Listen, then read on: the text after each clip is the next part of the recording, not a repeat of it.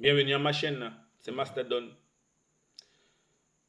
Le problème de l'Afrique, c'est que beaucoup sont sous-éduqués et ne comprennent pas certaines notions, d'où la phobie de certains de la politique, la phobie de tout ce qui a trait à la politique. Les gens trouvent que c'est dangereux, les gens y meurent, c'est le conflit, sont les conflits, sont les guerres. Mais il n'en est rien. Un citoyen conscient et réfléchi ne doit aucun moment avoir peur de la politique. Alors qu'est-ce qui se passe en fait? Les Africains ont bousculé, ont dû combattre pour réussir à être indépendants. Et ils sont sortis avec le fruit qu'est la République.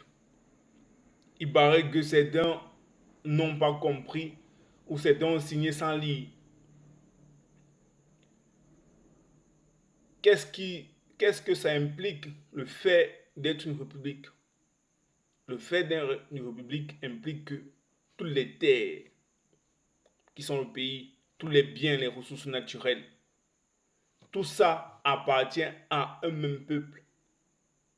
Et si on veut parler du cas du Cameroun, qui est le cas de mon pays, appartient aux Camerounais.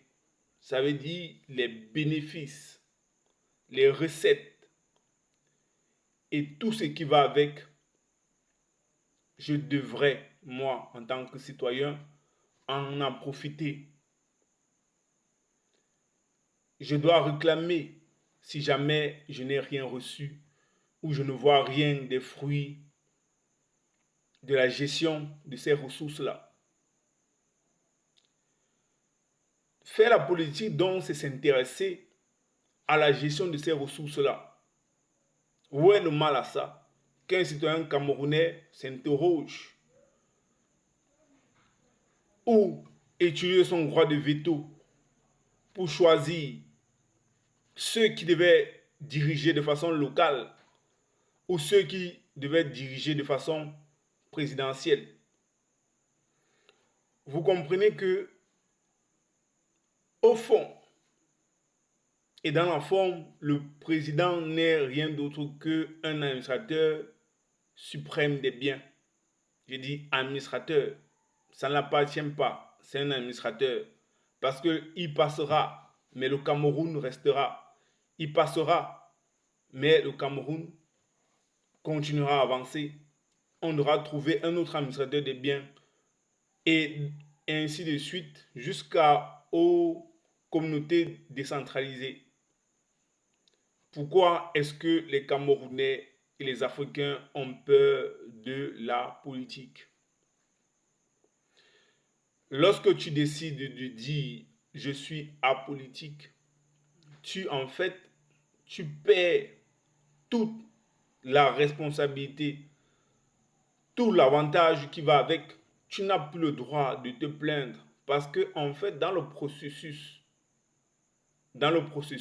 de partage, de gestion des biens, chaque Camerounais devait surveiller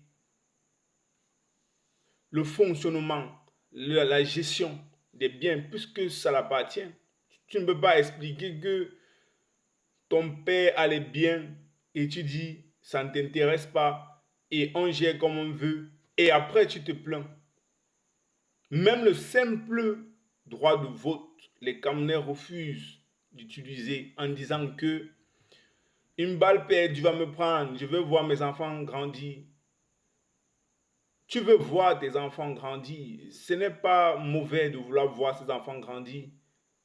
Mais sache que la mauvaise gestion peut amener tes enfants à mourir sous tes yeux. Par exemple, par manque d'hôpitaux, ton enfant peut avoir un malaise grave, une maladie très difficile à gérer dans le contexte camerounais, qu'il faut l'envoyer à l'étranger. Tu vas arriver en tant que citoyen camerounais, bien que tu as les moyens, tu cherches à voir le visa, faire une sortie express, on te bloque partout, on te dit il faut payer ci et ça, tu entres porte après porte. Toi, citoyen camerounais, toi qui fais partie de la famille qui possède les biens camerounais, mais tu es exclu à cause de la mauvaise gouvernance et ton enfant meurt sous tes yeux. Il y a plusieurs cas similaires. Donc c'est une aberration. Je crois même que c'est une folie de dire que tu ne vas pas participer à la gestion de ton pays. Donc le drame de l'Afrique, c'est que les Africains en général et les Camerounais en particulier n'ont pas compris cette notion de patriotisme, d'amour d'amour du pays, de l'amour de la gestion des biens.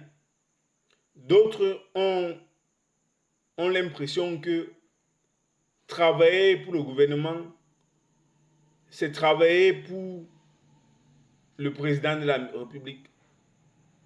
Écoutez-moi très bien. Lorsque tu travailles pour un gouvernement, tu travailles pour l'État. L'État, c'est la cellule qui est une cellule qui est faite des gens du pays pour pouvoir gérer les biens, le bien commun. En aucun moment, tu ne travailles pour un homme. En aucun moment, tu travailles pour une personne lorsque tu travailles pour l'État. J'entends les gens dire, comme toi, travailler pour Paul Biya pendant 7 ans. Si tu es ministre, normalement, tu es ministre de la République. Tu n'es pas ministre d'un président. Tu es ministre de l'État. C'est l'incompréhension qui fait problème. Vous voyez, beaucoup ont fui leur devoir parce que c'est leur devoir qui permet de faire la balance politique être stable. Parce que lorsque vous quittez de la balance politique, alors l'administrateur des biens a le libre choix de faire ce qu'il veut des biens parce qu'il n'y a personne devant lui. C'est pour ça que j'apprécie les partis politiques. Ce sont des gens intelligents qui ont dit en eux-mêmes, cette gestion de mon pays-là, je dois être acteur, non spectateur. Et ils se sont levés et partis voir l'administrateur des biens et poser des conditions. Vous allez comprendre que l'administrateur des biens et les partis politiques, ceux qui gèrent les partis politiques, s'engraissent parce qu'ils ont le pays en la main. Ils voient le pays et vous ne voyez pas. Ils comprennent le pays, vous ne comprenez pas. Donc, un Camerounais, un Africain qui se respecte, devrait avoir sa carte d'électeur, sa CENI. Et dans sa CENI, ça représente l'État. Jamais on a dit que tu es bamléqué sur la carte nationale d'identité. La notion d'ethnie, de tribu n'existe pas. On a banalisé ça lorsqu'on a accepté la démocratie. D'où vient-il que certaines personnes dans les réseaux sociaux, dans la vie, disent que certains politiciens doivent s'exprimer dans leur village, qui devaient partir faire le meeting dans leur village? De quel village parle-t-on? Je pense qu'il y a certains qui devaient rentrer à l'époque où on poursuivait les gens dans les champs, à l'époque de la pierre taillée, où il y avait les maisons en hutte, en paille, parce que n'ont rien compris de ce que nos aïeux se sont battus pour ça. La notion, la démocratie. Donc, si tu es Camerounais et que tu as un âge de voter, alors la première des choses que tu dois faire, c'est de partir prendre ta carte d'électeur. La deuxième chose, c'est de te mettre prêt pour chaque vote, de t'intéresser à la politique de ton État. Comment est-ce l'État est géré?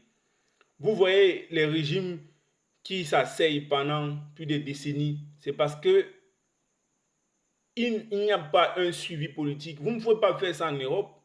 Ce n'est pas parce qu'il y a la vraie démocratie, c'est parce que les Européens sont éduqués. Ils comprennent ce jeu depuis le bas âge. Mais ici en Afrique, quand tu es peut-être tu as 16 ans, on te dit tu es trop jeune, ne t'intéresse pas à ça, tu vas mourir. Donc, il faut une révolution des consciences. Et les politiques ne sont pas prêts à ça. C'est pour ça que je vous passe l'information. Le bien Cameroun, c'est le bien commun. Donc, abonnez-vous et partagez. C'était Mastodon.